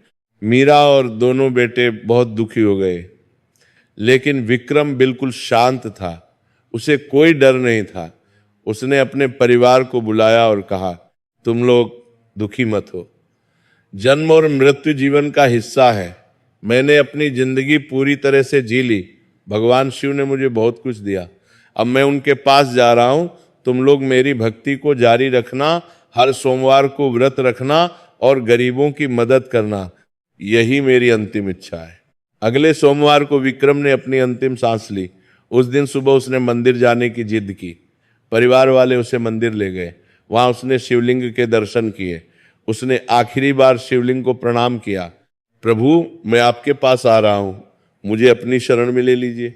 उसके चेहरे पर एक शांत मुस्कान थी। वो वापस घर आया और अपने बिस्तर पर लेट गया। परिवार के सभी सदस्य उसके चारों ओर बैठे थे। विक्रम ने सबको देखा, सबको आशीर्वाद दिया। फिर उसने आंखें बंद कर ली और ओम नमः शिवाय कहते हुए अंतिम सांस ली। पूरे कस्बे में शोक की लहर दौड़ गई। हजारों लोग उसके अंतिम दर्शन के लिए आए। सबकी आंखों में आंसू थे। लोग कह रहे थे, विक्रम कोई साधारण इंसान नहीं था, वह भगवान शिव का सच्चा भक्त था। उसने अपनी जिंदगी दूसरों की सेवा में लगा दी। उसने हमें क्षमा करना सिखाया। प्रेम करना सिखाया। विक्रम के अंतिम संस्कार के दिन पूरा कस्बा शामिल हुआ। उसके शव को फूलों से सजाया गया। शव यात्रा देवानंद मंदिर से होकर गई। मंदिर में अंतिम बार शिवलिंग के सामने रखा गया। शमशान में जब चिता जलाई गई तो आकाश में बादल छा गए, हल्की बारिश होने लगी। लोगों ने कहा कि देवता भी विक्रम के जाने पर रो रहे हैं। परंपरा की निरंतरता, विक्रम के जाने के बाद भी उसकी परंपरा जारी रही। अर्जुन और कृष्ण ने अपने पिता के काम को आगे बढ़ाया। वे भी हर सोमवार को व्रत रखते और मंदिर में पूजा करते। वे भी गरीबों की मदद करते। धर्मशाला, स्कूल और औषधालय सब चलते रहे। मंदिर में हर सोमवार को भंडारा होता रहा। विक्रम की कहानी पीढ़ी दर पीढ़ी सुनाई जाती रही। मीरा अब बूढ़ी हो गई थी, लेकिन उसकी भक्ति में कोई कमी नहीं आई। वह अब भी हर सोमवार को व्रत रखती और मंदिर जाती। शारदा भी अब बूढ़ी हो गई थी। दोनों साथ में मंदिर जाती और विक्रम को याद करती। सूजन पूर्व दुर्जन सिंह ने भी विक्रम की मृत्यु के बाद बहुत रोया। उसने कहा, विक्रम भाई ने मुझे नया जीवन दिया, उन्होंने मुझे इंसान बनाया, मैं उनका ये एहसान कभी नहीं भूलूंगा। सूजन ने भी सेवा के काम करने शुरू किए। उसने एक गौशाला खोली जहां बीमार और बूढ़ी गायों की देखभाल होती थी। रतन भी विक्रम की मृत्यु से बहुत दुखी हुआ। उसने कहा, विक्रम भाई ने मुझे सही रास्ता दिखाया, उनकी वजह से मैं एक अच्छा इंसान बना, मैं उन्हें कभी नहीं भूलूंगा। देवानंद मंदिर में आज भी विक्रम की एक मूर्ति लगाई गई है। मूर्ति में विक्रम हाथ जोड़े हुए भगवान शिव की पूजा कर रहा है। मूर्ति के नीचे लिखा है, विक्रम भगवान शिव का सच्चा भक्त, जिसने जीवन में कठिन परीक्षाओं का सामना किया लेकिन अपना विश्वास कभी नहीं खोया, जिसने हमें सिखाया कि भक्ति, क्षमा और सेवा ही सच्चा धर्म है। आज भी देवानंद मंदिर में हर सोमवार को हजारों भक्त आते हैं। वे विक्रम की कहानी सुनते हैं और भगवान शिव की पूजा करते हैं। बहुत से लोगों का कहना है कि विक्रम की कहानी सुनने और सोमवार का व्रत रखने से उनकी मनोकामनाएं पूरी हुई हैं। ये कहानी हमें कई महत्वपूर्ण शिक्षाएं देती है। विश्वास की शक्ति। विक्रम ने सबसे कठिन समय में भी अपना विश्वास नहीं खोया। जब सब कुछ खत्म हो गया था, जब हर तरफ अंधेरा था, तब भी उसका भगवान शिव पर विश्वास अटल रहा। ये विश्वास ही था जिसने उसे टूटने से बचाया। धैर्य का महत्व। विक्रम को 2 साल जेल में रहना पड़ा। ये बहुत लंबा समय था, लेकिन उसने धैर्य नहीं खोया। वो जानता था कि सच्चाई एक दिन सामने आएगी, और वास्तव में ऐसा ही हुआ। क्षमा की महानता। सबसे बड़ी शिक्षा यह है कि विक्रम ने दुर्जन सिंह को माफ कर दिया। जिस व्यक्ति ने उसका सब कुछ छीन लिया था, उसे भी उसने क्षमा कर दिया। यह दिखाता है कि क्षमा करना सबसे बड़ी ताकत है। सेवा का धर्म। विक्रम ने जब खजाना पाया तो उसे अपने लिए नहीं बल्कि दूसरों के लिए उपयोग किया। उसने धर्मशाला, स्कूल और औषधालय बनवाए। ये दिखाता है कि हमें अपनी संपत्ति का उपयोग दूसरों की भलाई के लिए करना चाहिए। सोमवार व्रत की महिमा। इस कहानी से यह भी पता चलता है कि सोमवार का व्रत कितना पावन और फलदायी है।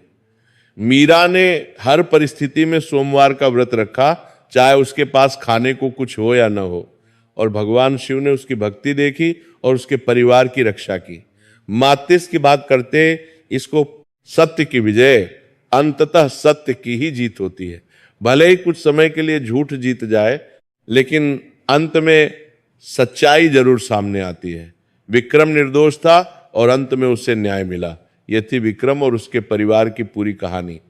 ये कहानी हमें सिखाती है कि चाहे जीवन में कितनी भी कठिनाइयां क्यों ना आए, हमें अपना विश्वास नहीं खोना चाहिए। भगवान शिव हमेशा अपने भक्तों के साथ होते हैं, वे हमारी रक्षा करते हैं। जब आपके जीवन में भी कोई समस्या हो, कोई दुख हो, कोई परेशानी हो, तो आप भी सोमवार का व्रत रखें। भगवान शिव की सच्चे मन से पूजा करें, उनसे प्रार्थना करें। वे जरूर आपकी सुनेंगे और आपकी सभी समस्याओं का समाधान करेंगे। याद रखें, भगवान शिव बहुत ही दयालु है। उन्हें भोलेनाथ कहा जाता है क्योंकि वे बहुत सरल हैं।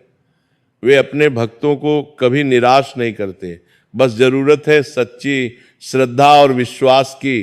तो आज से ही संकल्प लें कि आप हर सोमवार को व्रत रखेंगे, देवानंद मंदिर या अपने नज़दीकी शिव मंदिर में जाकर पूजा करेंगे, भगवान शिव का ध्यान करेंगे, ओम नमः शिवाय का जाप करेंगे और सबसे महत्वपूर्ण गरीबों और ज़रूरतमंदों की मदद उस काम करेंगे।